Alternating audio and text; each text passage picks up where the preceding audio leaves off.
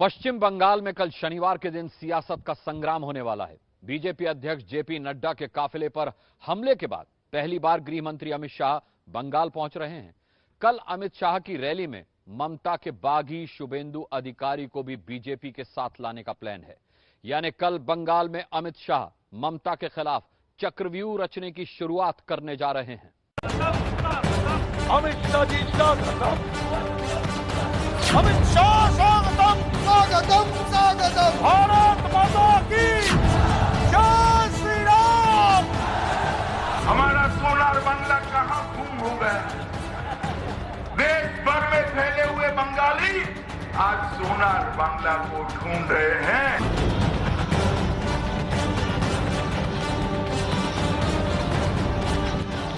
ममता दी आंकड़े देख लीजिए, अब आने वाली विधानसभा चुनाव में भी पूर्ण बहुमत के साथ भारतीय जनता पार्टी की सरकार यहाँ बनने वाली। भारत माता की जय श्री राम, जय श्री राम। आने वाले चुनाव में बंगाल में हम 200 से ज्यादा सीटों के साथ भारतीय जनता पार्टी की सरकार बनाने जा रहे हैं। 200 सीट। बंगाल में एक बार फिर ऐसे ही बयानों का शाह मात का खेल शुरू होगा। ऐसे बोलोगे क्या? ऐसे जाएगी ममता दी की सरकार? आवाज बुलंद होनी चाहिए। ये विचारधारा अपने राजकुमार को वारिस बनाने की, ये विचारधारा बंगाल में नहीं चलेगी। कोई शहजादा बंगाल का अगला मुख्यमंत्री नहीं बनेगा। इस मिट्टी का सपूत, जमीन से निकला हुआ नेता बंगाल का अगला मुख्यमंत्री बनेगा। ममता बनर्जी के बंगाल में गृह मंत्री अमित शाह के लिए ऐसे ही ढोल गूंजेंगे।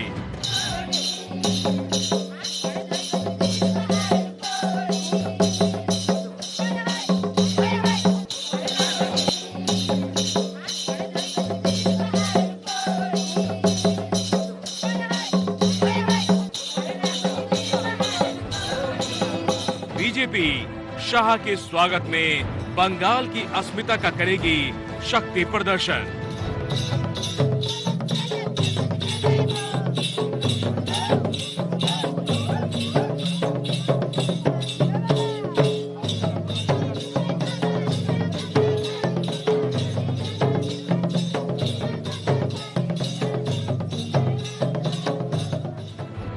और ममता बनर्जी को घेरेगा अमित शाह के मंत्रियों का चक्रव्यूह।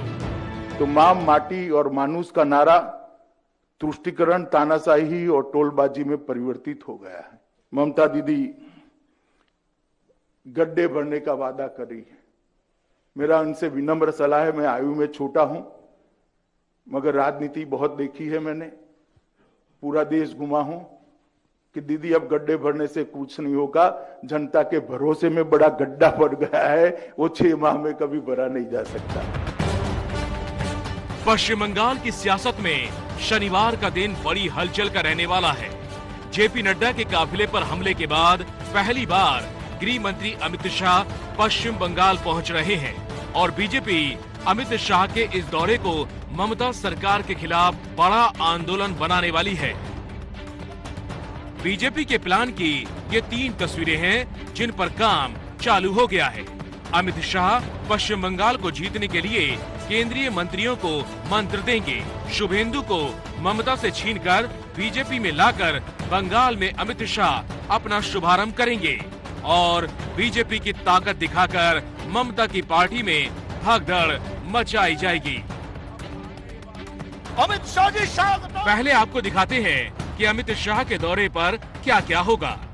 आज आधी रात के करीब शाह कोलकाता पहुंच जाएंगे, जहां ढोल नगाड़ों के साथ जोरदार उनका स्वागत होगा। कोलकाता के अलावा अमित शाह मिदनापुर भी पहुंचेंगे।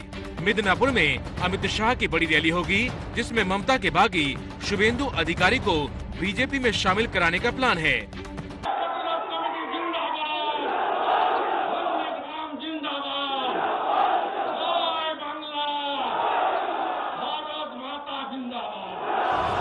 शुभेंदु अधिकारी ममता की पार्टी में नंबर 2 जनाधार वाले चेहरा रहे। শুভেন্দুর পরিবার ওই ছোট্ট 5 জন 7 জন 8 জনের পরিবার নয়, শুভেন্দুর পরিবার বাংলা বাঙালির পরিবার। लेकिन अब उन्हें टीएमसी से कोई ममता नहीं है, बीजेपी के साथ आने वाले हैं और ममता को 60 से ज्यादा विधानसभा सीटों का झटका लग रहा है। जो वातावरण बनी हुई है कि उस पार्टी में रहने का लायक परिवेश नहीं है, ना लोकतंत्र है पार्टी में, ना कोई सम्मान है, तो इसीलिए लोग वहां से छोड़ रहे हैं। और छोड़ इसलिए रहे हैं कि उनके पास एक विकल्प मिला है भारतीय जनता पार्टी, और कल शायद वहां भी कुछ लोग ज्वाइन कर जाए। और कितने लोग आएंगे हमारे पास उतना लिस्ट नहीं है, क्यों आएंगे तो वो अपने लोगों को लेके आएंगे, लेकिन एक बड़ी संख्या में ज्वाइनिंग होने की संभावना है। शुभेंदु अधिकारी जी, उनके साथ भी कई लोग संभव तो कल ज्वाइन कर सकते हैं। এত খারাপ তৃণমূল, এটা বুঝতে এতদিন সময় লেগে গেল। এদের বিরুদ্ধে 498 দিলেও কম হবে। शुभेंदु को मिलाकर अब तक ममता बनर्जी को 3 झटके लग चुके हैं। शुभेंदु के अलावा बैरकपुर से विधायक शीलभद्र दत्ता ने ममता का साथ छोड़ दिया। आसनसोल से विधायक जितेंद्र तिवारी ने भी बगावत कर दी है। यानी एक तरफ बंगाल में अमित शाह के लिए मंच तैयार हो रहा है, तो दूसरी तरफ ममता की पार्टी का तंबू उखड़ रहा है। ये जो यात्रा चली है, ये यात्रा रुकने वाली नहीं है। ये यात्रा जो 18 सीटों तक पहुंची है, विधानसभा में 2/3 बहुमत के साथ भारतीय जनता पार्टी की सरकार बनाकर समाप्त करने वाली।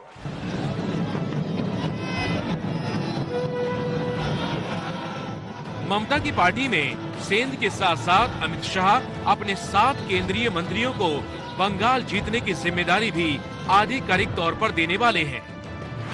7 प्रभारी मंत्रियों में गजेंद्र सिंह शेखावत, अर्जुन मुंडा, संजीव बालियान, मनसुख मांडविया के अलावा उत्तर प्रदेश के डिप्टी सीएम केशव प्रसाद मौर्य और मध्य प्रदेश के गृह मंत्री नरोत्तम मिश्रा शामिल हैं। मैं कह रहा हूं वहां पर माफिया राज हावी है। सरकार माफियाओं के हाथ में, ममता बनर्जी के हाथ में नहीं है। और ऐसी स्थिति में अगर कोई सरकार हो तो उस सरकार को रहने का कोई हक नहीं है। हम मांग करते हैं वहां राष्ट्रपति शासन लगा देना चाहिए। इसके अलावा अमित शाह के पूरे दौरे पर बीजेपी बंगाल की संस्कृति की छाप भी दिखाएगी।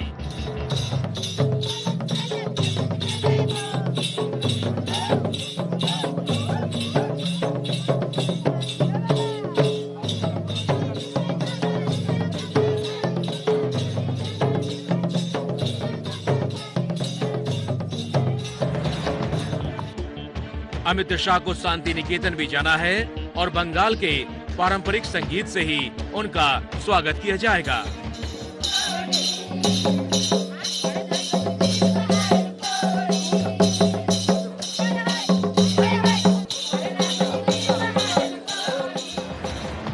यानी ममता बनर्जी जो बीजेपी नेताओं को बाहरी नेता कह रही है, उसका भी जवाब अमित शाह के दौरे में मिल जाएगा।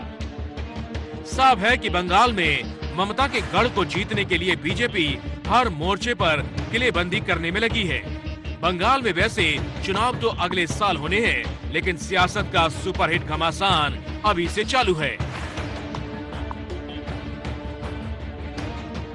कृषि कानूनों को रद्द कराने की जिद पर अड़े किसानों को आज पीएम मोदी ने फिर से समझाया।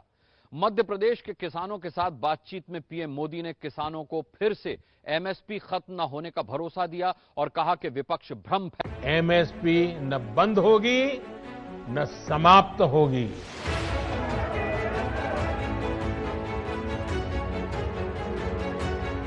दिल्ली के बॉर्डर पर डटे किसानों को ये सबसे बड़ा भरोसा खुद पीएम मोदी दिला रहे हैं। मध्य प्रदेश में किसानों के सम्मेलन में बोलते हुए पीएम मोदी ने एमएसपी पर किसानों की चिंताओं को फिर से दूर करने की कोशिश की और कहा एमएसपी बंद नहीं होगी और न ही खत्म होगी। मैं देश के प्रत्येक किसान को ये विश्वास दिलाता हूं कि पहले जैसे एमएसपी दी जाती थी वैसे ही दी जाती रहेगी। एमएसपी न बंद होगी न समाप्त होगी। ये पहली बार नहीं है जब सरकार की ओर से आंदोलनकारी किसानों की शंकाओं को दूर करने की कोशिश की गई। खुद पीएम मोदी ने तीसरी बार किसानों से अपने मन की बात कही है। इससे पहले वाराणसी और कच्छ दौरे पर भी मोदी ने कृषि कानून को लेकर फैलाए जा रहे हर भ्रम को दूर करने की कोशिश की थी। लेकिन प्रधानमंत्री मोदी और सरकार की तमाम कोशिशों के बावजूद किसान संगठन आंदोलन खत्म करने को तैयार नहीं हो रहे और बीते 23 दिनों से किसान दिल्ली के बॉर्डर पर बैठे हुए हैं और अब तक इन्हें मनाने की हर कोशिश नाकाम रही है। जो आश्वासन आज तोमर जी ने दिए हैं, प्रधानमंत्री जी बोलते हैं उसको पढ़ें, उसको देखें। ये सरासर बीजेपी मंत्रियों का किसानों को अपमानित करने का तरीका है। हम इससे मानने वाले नहीं हैं। जो आश्वासन दे रहे हैं वो बिल्कुल गलत है।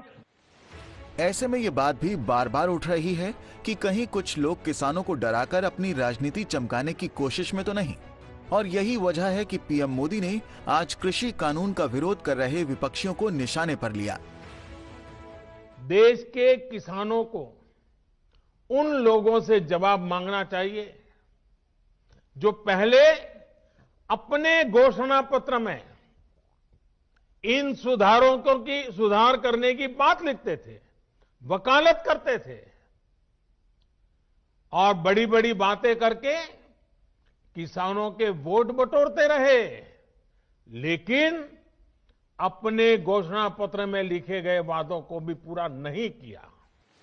सरकार लगातार किसानों को मनाने में जुटी है और किसी न किसी बहाने कृषि कानून के फायदे बता रही है। सरकार की ओर से बाकायदा एक बुकलेट तैयार भी की गई है जिसका नाम अन्नदाता को समर्पित मोदी सरकार रखा गया है। इस बुकलेट को देश भर के किसानों को बांटने की योजना है। इस बीच 25 दिसंबर को अटल जयंती पर पीएम मोदी फिर देश के किसानों को संबोधित करेंगे। उम्मीद है कि सरकार की ये कोशिश अपना असर दिखाएगी और आंदोलन का रास्ता छोड़ अन्नदाता बातचीत को राजी होंगे। वाराणसी में पीएम मोदी के संसदीय दफ्तर को लेकर कुछ लोगों ने शरारत की। पीएम के दफ्तर की तस्वीर लेकर के OLX पर उसे बिक्री के लिए डाल दिया। अब पुलिस ने आरोपी पर कार्रवाई की है।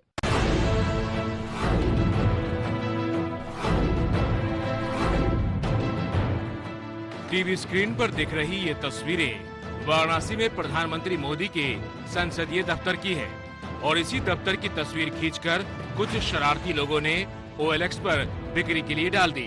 पुलिस ने आरोपी को गिरफ्तार कर लिया है। प्रधानमंत्री कार्यालय की फोटो खींच करके OLX वेबसाइट पर डाली गई है। इस प्रकरण का तत्काल संज्ञान लेते हुए थाना भेलूपुर में FIR दर्ज की गई और इस प्रकरण की जानकारी की गई। इस प्रकरण में सम्मिलित 4 व्यक्तियों को हिरासत में ले लिया गया है। जिस व्यक्ति द्वारा फोटो खींच करके वेबसाइट पर डाली गई उस व्यक्ति को भी गिरफ्तार कर लिया गया है। उनसे पूछताछ जारी है। पुलिस के मुताबिक OLX पर दफ्तर की कीमत 7.5 करोड़ रखी गई थी। विज्ञापन में दफ्तर के अंदर की जानकारियों का ब्यौरा भी दिया गया था। पीएम मोदी के इस दफ्तर में स्थानीय लोगों की समस्या सुनी जाती है। कई बार वीडियो कॉन्फ्रेंसिंग के जरिए पीएम मोदी कार्यकर्ताओं से इस दफ्तर में संवाद भी करते हैं। सुपर पावर देश अमेरिका पर हुआ बर्फ का सुपर सफेद अटैक।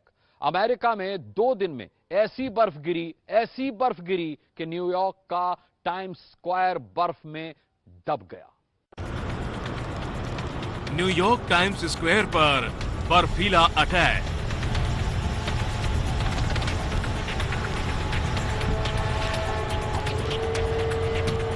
अमेरिका की पहचान वाला चौराहा जम गया।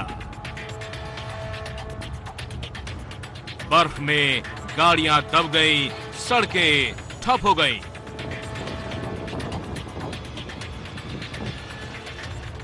बर्फबारी का ये सुपर अटैक सुपर पावर देश अमेरिका पर हुआ है।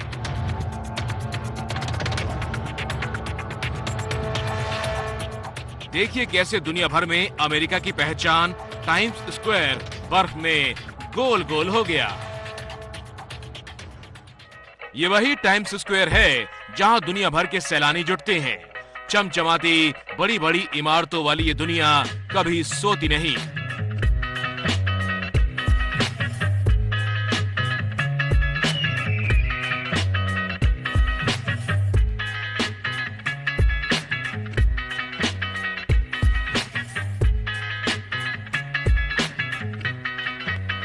लेकिन अब बर्फ ने यहां भी ब्रेक लगा दिया। देखिए कितनी बड़ी क्रेन मशीनों से यहाँ सड़क पर जमा बर्फ को हटाया जा रहा है।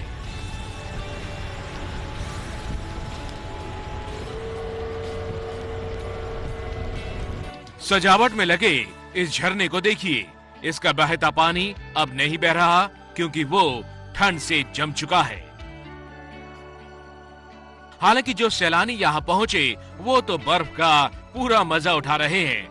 टाइम्स स्क्वायर की सड़कों पर स्कीइंग की जा रही है। टाइम्स स्क्वायर पर बर्फ पर ऐसी मस्ती कम ही देखने को मिलती है। इस शहर में आने के बाद मैंने ये पहली बर्फबारी देखी। पिछले साल इतनी बर्फ नहीं गिरी थी, लेकिन अब की बार तो पूरा का पूरा शहर ढक गया है। ये वाकई काफी खूबसूरत है। सुबह तो यहाँ ट्रैफिक भी नहीं चल रहा था और नजारा काफी सुंदर और खूबसूरत लग रहा था। अब ये देखिए, एक लाइन से यहाँ कार खड़ी है लेकिन दिख नहीं रही। यहाँ भी एक कार है, वो भी बर्फ में छिपी है। न्यूयॉर्क का ये उत्तर पूर्वी इलाका है। यहाँ भी कल हर घंटे करीब 4 इंच बर्फ गिरी, जिससे सब कुछ सफेद सफेद हो गया। सड़कों को इसी तरह मशीनों से साफ किया जा रहा है।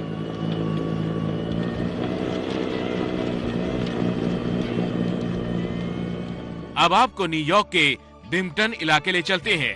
यहाँ रहने वाले लोग अपने अपने घरों से इस तरह बाहर निकले और वजह घर के बाहर जमी ये बर्फ की मोटी परत।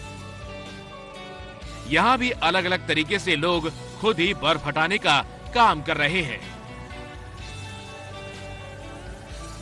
लेकिन ये इतना आसान भी नहीं है। न्यूयॉर्क के विल्टन में इस महिला ने छत से बर्फ हटाने की कोशिश की और बर्फ ने इन्हें ही दबा दिया।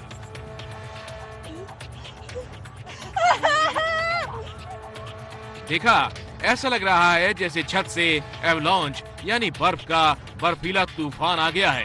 हालांकि इस महिला को ज्यादा चोट नहीं आई है। दरअसल अमेरिका में कुछ ही घंटों में इस तरह बर्फ का अटैक हुआ।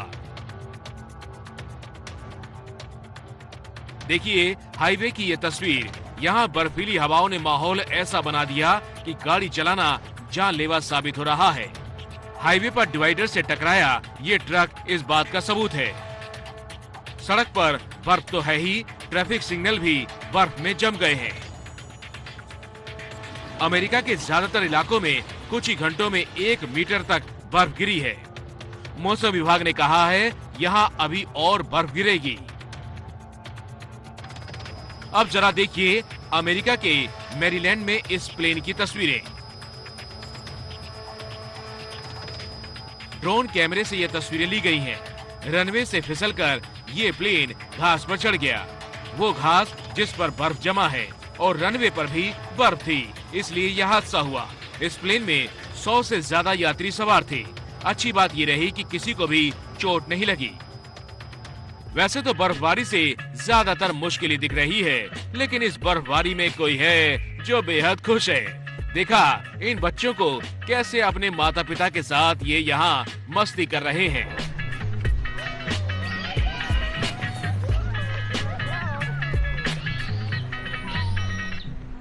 दरअसल कोरोना की वजह से अमेरिका में सभी स्कूल नहीं खुले हैं और बच्चे घर में बंद होकर ऑनलाइन पढ़ाई में लगे थे। लेकिन अब जब बर्फबारी हुई तो बर्फ ने लोगों के लिए मस्ती के रास्ते खोल दिए। देश भर में कड़ाके की ठंड पड़ रही है। पहाड़ों पर बर्फ का ये असर है कि जम्मू कश्मीर में बर्फ ने झीलों को, नालों को जमा दिया है। हाल सिर्फ कश्मीर में बुरा नहीं है, रेगिस्तान के राजस्थान में भी तापमान 0 डिग्री के पास पहुंच गया है। पहाड़ों पर बर्फ ही बर्फ है। पूरी झील बर्फ बन गई है। पाइपलाइन से टपकता पानी जम गया है। ये जम्मू कश्मीर का श्रीनगर है जो बर्फ नगर जैसा नजर आ रहा है।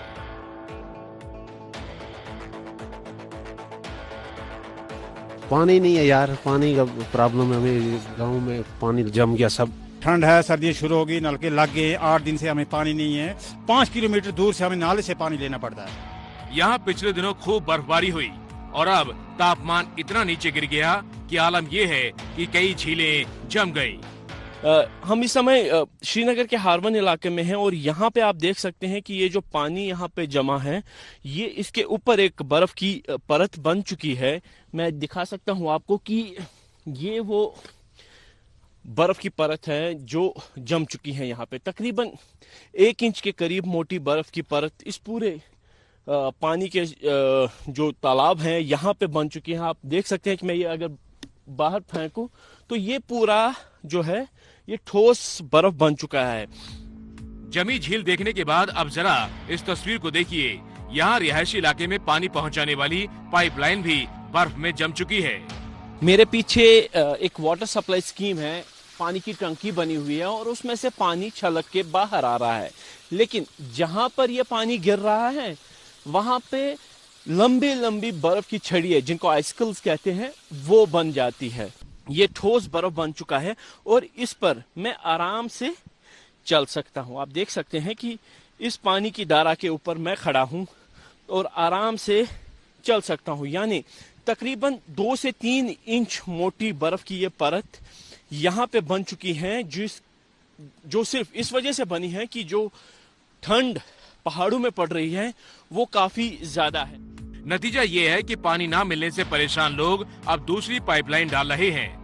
पहाड़ी इलाकों में पड़ी ठंड का असर जो नलके हैं उन पे पड़ता है। आप देख सकते हैं ये वो वाटर सप्लाई का नलका है जिसमें बर्फ की लंबी लंबी छड़ें लगी हुई हैं और यही बर्फ इस नलके के अंदर भी लग चुकी है, जिसके कारण इस पूरे इलाके में पानी की सप्लाई ठप हो गई है। आप देख सकते हैं कि यहाँ पे गांव के लोग अब खुद ही एक नई पाइप लेके आए हैं जिसमें पुराने पाइप के टुकड़ों को जोड़कर अब इसको वाटर सप्लाई स्कीम के साथ जोड़ देंगे और ताकि जो तकरीबन 50 या 60 घर इस इलाके में आगे रहते हैं उन तक पानी की सप्लाई पहुंच सके।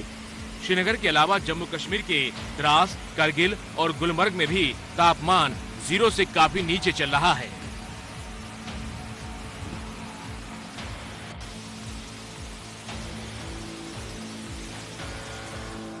अब आपको दिखाते हैं रेगिस्तान में ठंड का सितम। राजस्थान के फतेहपुर शेखावटी में सर्दी बर्फ की शक्ल में सामने आ रही है। यहाँ पेड़ पौधों का क्या हाल हुआ है देखिए। आपको बता दें कि फतेहपुर शेखावटी में गर्मी के दिनों में तापमान 50 डिग्री तक पहुँच जाता है। राजस्थान के सीकर में भी तापमान 0 डिग्री के नीचे है।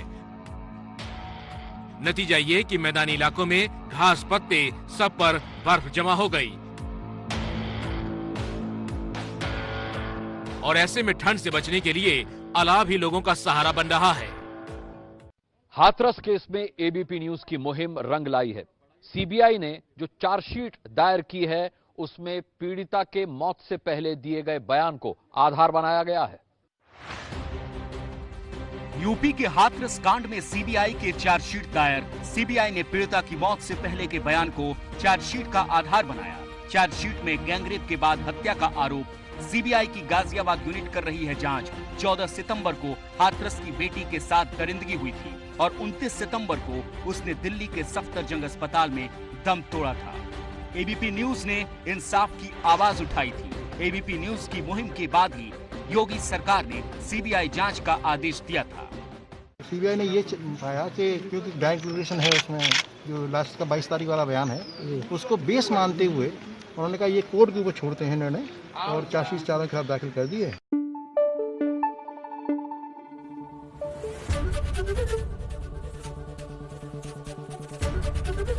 एबीपी न्यूज आपको रखे आगे।